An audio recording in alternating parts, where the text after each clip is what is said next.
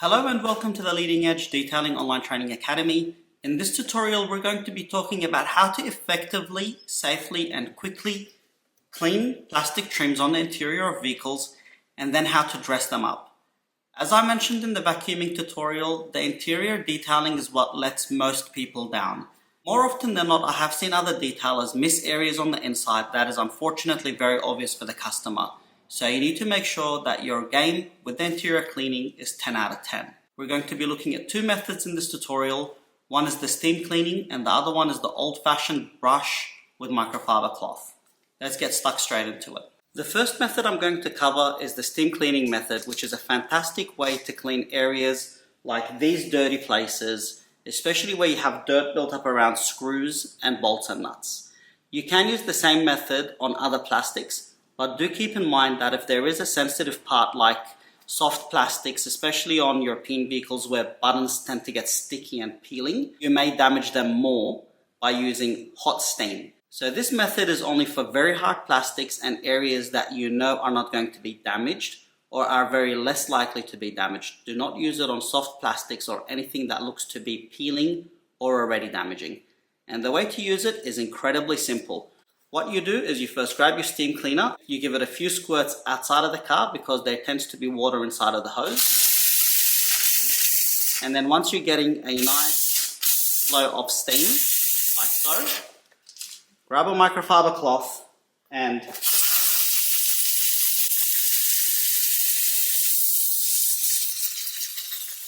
then immediately follow up with a wipe down. Don't let the water dwell for too long, it's going to lead to staining. The steam cleaning method shines really well when you're dealing with things like bubblegum, cup holders, dried up soft drink, coffee spills, and nooks and crannies like around screw heads, as I'm going to show you right now.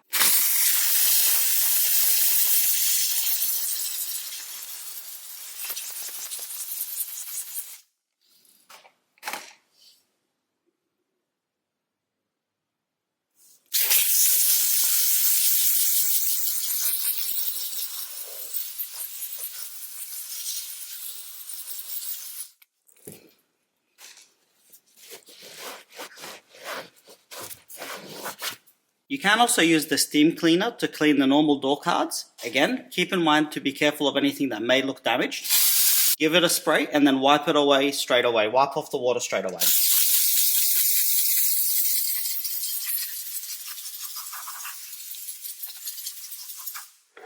Just like that. Be careful not to direct the nozzle or the hot steam at any electronics like the door buttons right here. Do not use steam cleaning on areas that are electronically sensitive.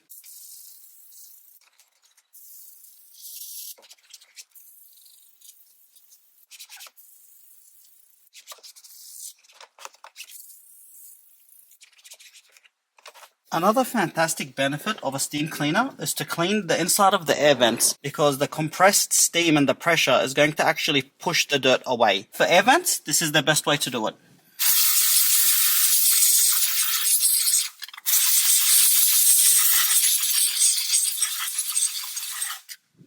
And then, like always, immediately follow up and wipe away any moisture. Simple as that. These air vents are now disinfected from the heat and would look much better. The second method for cleaning plastic is the traditional way, using a brush, microfiber cloth, and RGL interior. So the way to do that is not to spray the interior cleaner straight onto the panels. That's how you get runs and end up staining the plastic. Spray it into the brush head. And then in small areas, don't do the whole thing. In small areas, give it a really good scrub. Try to get those suds out.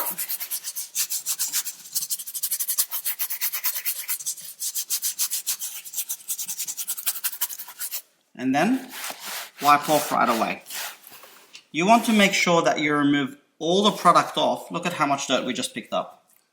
You want to make sure that you remove all the product off straight away, because if you have any product left over or runs, it's going to leave white marks.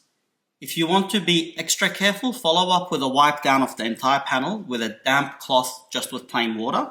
But for now, let's do the rest of this door card and see how much dirt we can get out of it. Circular motion is best. And like I said, do small areas at a time. Don't let it dry up. Also, pro tip with the brush, use the bristle tips. Don't squeeze it in there too hard. I've seen so many people damage brushes because they do this. You don't end up cleaning the harder you squeeze. Just use the tips of the brush, minimal pressure, wipe it off, and wipe off any drips that the product has left. Look at how much dirt is off this door card, and it's not even the driver's side door. It's hardly used. And it's as simple as that to clean plastics. Remember, we have a variety of brushes, so if you're dealing with something really soft, you need a gentle, nice, soft brush.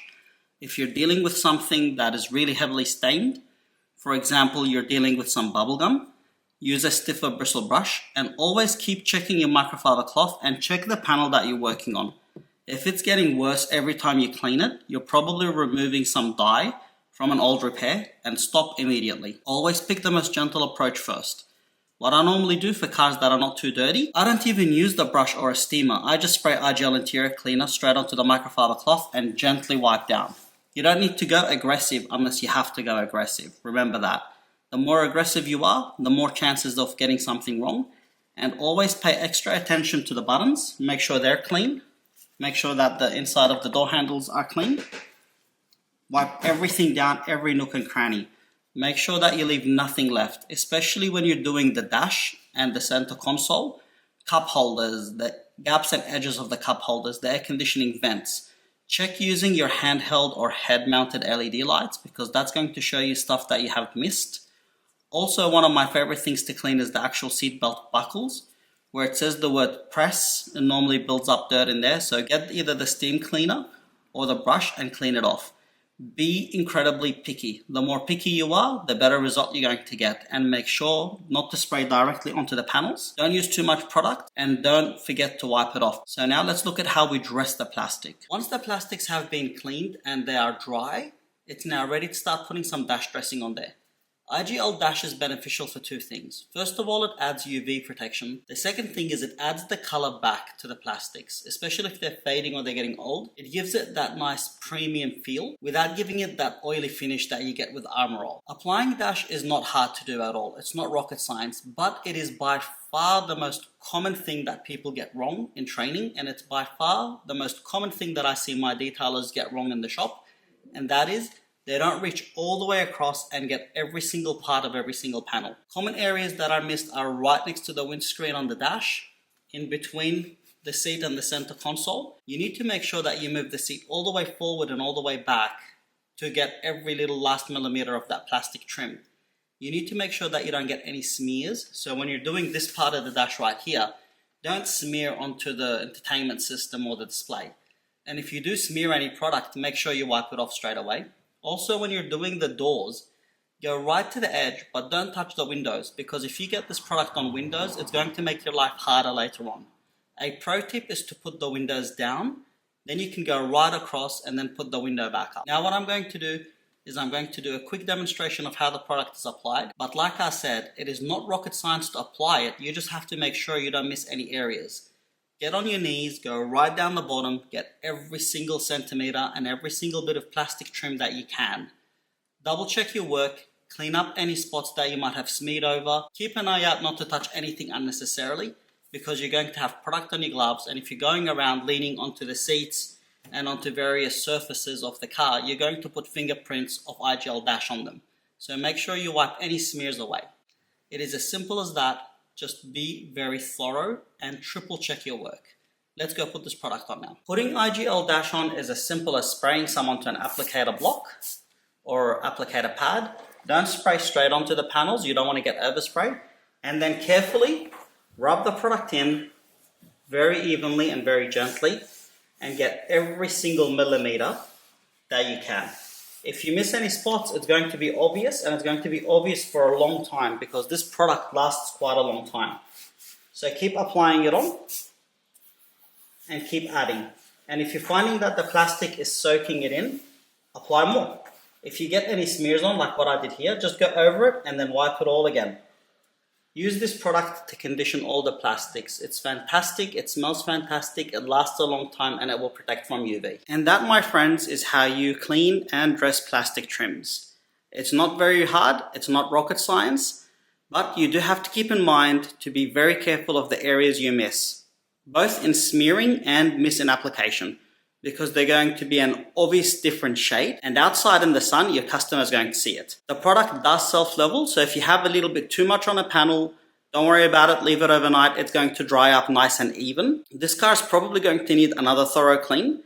That's why I haven't vacuumed it yet, because I wanted to get rid of the mold before I start on the outside, because I can't physically move it out of my garage.